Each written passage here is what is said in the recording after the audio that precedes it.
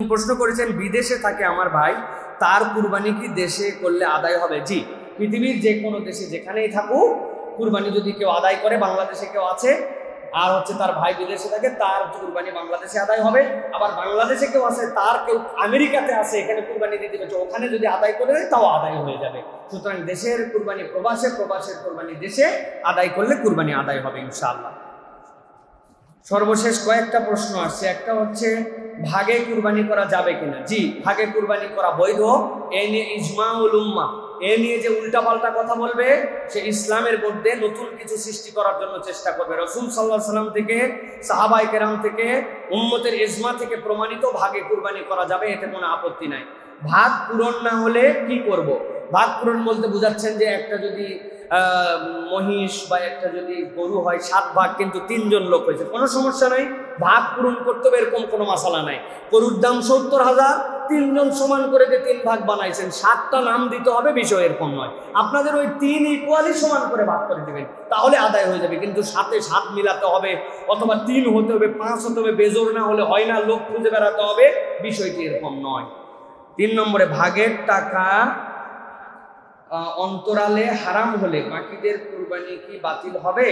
একজন কথা বলেছেন যে ভাগের টাকা যদি একজনের অবৈধ হয়, বাকি সকলের বাতিল হয়ে যাবে। প্রিয় ভাইরা, এটা বুঝের ভুল। ভাগের টাকা আপনারা জেনে বুঝে সকল মানুষের মধ্যে আপনারা নিয়েছেন যে আমরা 7 জনকে আমরা জানি যে আমাদের টাকা সহি, কিন্তু কোনো একজন হারাম টাকা ঢুকাইছে, তাহলে কি কুরবানি বাতিল হবে? না, কুরবানি বাতিল হবে না। কিভাবে?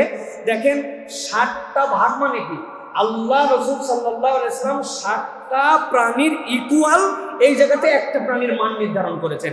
আপনার মহল্লায় 7 জন লোক 7টা ছাগল কুরবানি দিয়েছে, একজন চুরি করা ছাগল কুরবানি দিয়েছে, অতএব বাকি 6 জনেরই কুরবানি বাতিল। বাতিল তো না ভাই? কেন? সবাই যে ছাগল দিয়েছে 7 জন মহল্লা, তো ঠিক একই রকম এই কুরবানির মধ্যেও 7, কিন্তু 7টা জীবনকে আল্লাহ আলাদা করে একটাকে ইকুয়াল বানাইছেন। অতএব যদি কেউ এরকম করে, তার কুরবানি বাতিল হবে, বাকিদের কুরবানি ইনশাআল্লাহ বাতিল হবে না। লা তাজিরু ওয়াজিরাতুন উযরা উখরা। আল্লাহ একজনের বোঝা আরেকজনের পিঠের মধ্যে চাপাই দেন না। তবে প্রথমেই বলে নিয়েছি, এই লোক মুত্তাকি, এই লোকের টাকা হালাল, এই লোক আল্লাহ রাসূলকে পছন্দ করে, আপনার সাধ্য অনুযায়ী আপনি ইনভেস্টিগেশন করে সাথী বানাইছেন, এরপরে হারাম করলে আল্লাহ তার সাথে হিসাবে বুঝবেন, আপনার কুরবানির দ্বারা বাতিল হবে না ইনশাআল্লাহ। আরেকটা প্রশ্ন করেছেন, আকিকা কুরবানির সাথে দেওয়া যাবে কিনা? প্রিয় ভাইরা, আকিকার সুন্নাত কি? আকিকার সুন্নাত হচ্ছে সন্তান জন্মগ্রহণের 7 দিন পরে আকিকা করা। নবী করিম সাল্লাল্লাহু আলাইহি ওয়াসাল্লাম কাবাশাইন, 2টা কাটান দেওয়া ভেড়া দিয়ে নবী করিম সাল্লাল্লাহু আলাইহি ওয়াসাল্লাম হাসান হোসেন রাদিয়াল্লাহু তাআলা কুরবানি আকিকা দিয়েছেন। অথবা আমাদের সাধ্যে থাকলে আমরা এরকম করেই আকিকা দেবো, এটা সুন্নাত। কিন্তু যেহেতু একটা প্রাণীর মধ্যে 7 অংশ আছে, অতএব কেউ যদি ওটার সাথে হিসাব মেলে আকিকা দেয়, তার আকিকা আদায় হয়ে যাবে। আকিকা তার বাদ হবে না, আকিকা আদায় হয়ে যাবে। কিন্তু নবী করিম সাল্লাল্লাহু আলাইহি ওয়াসাল্লামের সুন্নাহ যে তরিকা ছিল, ওই তরিকাটা ফলো করা হবে না। অতএব আমরা কেবলমাত্র জায়েজ খুঁজবো না, আমরা সুন্নাহ অনুযায়ী প্র্যাকটিস করার জন্য চেষ্টা করবো। আল্লাহ আমাদেরকে তৌফিক দান করেন। স্বামী দিলে স্ত্রীর আদায় হয়ে যাবে কি? না, স্বামী যদি বলে কই স্ত্রীর ভাগটা দেয়, তাহলে আদায় হবে। কিন্তু স্ত্রী টাকা পয়সার মালিক, স্বামীও দেয় নাই, স্বামীর কুরবানি দিয়েছে, স্ত্রীর কুরবানি আদায় হবে না। কিন্তু যদি স্বামী মনে করে যে আমার স্ত্রীরও একটা অংশ আমি কুরবানির মধ্যে দিলাম, তাহলে স্ত্রীরটা আদায় হবে, স্ত্রীকে বলে নিতে হবে। কিন্তু আপনি মনে করতেছেন আমার পরিবারের পক্ষ থেকে আমার স্বামী দেয়, কিন্তু স্ত্রী 10-20 ভরি সোনার মালিক, কয়েক লক্ষ টাকা ওনার নামে ব্যাংকে এফডিআর আছে, অমুক আছে, তমুক আছে, উনি নিজেই কুরবানি দাতা হবেন, তাহলে ওনাকে ইন্ডিভিজুয়ালি কুরবানি দিতে হবে। স্বামীর কুরবানি আদায়ের দ্বারা স্ত্রীর কুরবানি হবে না। যাকাত যেরকম স্বামীরটা আদায়ের দ্বারা স্ত্রীরটা হবে না, কুরবানি একই হুকুম। প্রিয় ভাইরা, সর্বশেষ প্রশ্ন, ওজন করে পশু কিনলে কুরবানি হবে কি? বাংলাদেশে এখন বিভিন্ন জায়গাতে ফিতা দিয়ে মেপে ওজন বের করা হয়, এরপরে হিসাব ক্যালকুলেশন করে কুরবানির পশু কেনা হয়। বিধান জানাবেন। প্রিয় ভাইরা, কুরবানির ক্ষেত্রে খুব সাংঘাতিক বিষয় এটা। একটি হচ্ছে যে মুসলমান কখনো ধোকার মধ্যে পড়বে না, মুসলমান সবচেয়ে বেস্ট জিনিসটা কেনার চেষ্টা করবে, এটা আল্লাহ রাসূল সাল্লাল্লাহু আলাইহি ওয়াসাল্লাম কর্তৃক নির্দেশনা। কিন্তু এই নির্দেশনার মানে এই নয় যে আমি কুরবানিতে জিতলাম কি হারলাম, এই জন্য আমি একদম পল্লা পাথরে ওজন করে পশু কিনতেছি, একবারে গোশতে যেন আমার পর্তা হয়। আপনি যদি পর্তা হওয়ার জন্য গরু কেনেন, তাহলে আপনার কুরবানির জায়গাতে শেষ হয়ে যাবে। প্রিয় ভাই, খুব সাবধান হন।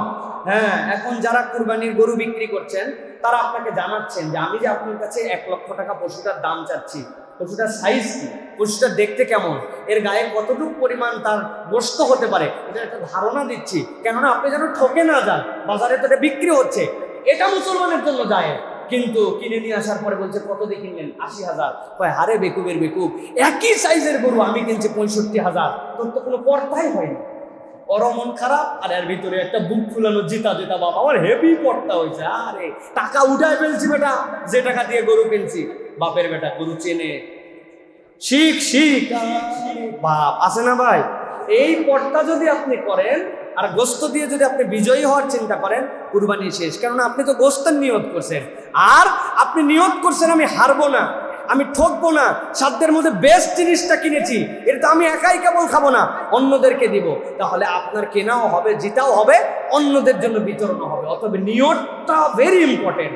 আপনি কোন নিয়তে কিভাবে যাচ্ছেন, এই হিসাবে এই মেপে নেওয়ার বিধানটা আশা করি আপনাদের কাছে কনসেপচুয়ালি ক্লিয়ার হয়েছে। আল্লাহ আমাদেরকে বোঝার তৌফিক দান করেন। সর্বশেষ প্রশ্ন করেছেন 3 ভাগের বিধান কি? 3 ভাগ না করলে কি কুরবানির কোনো ক্ষতি হবে?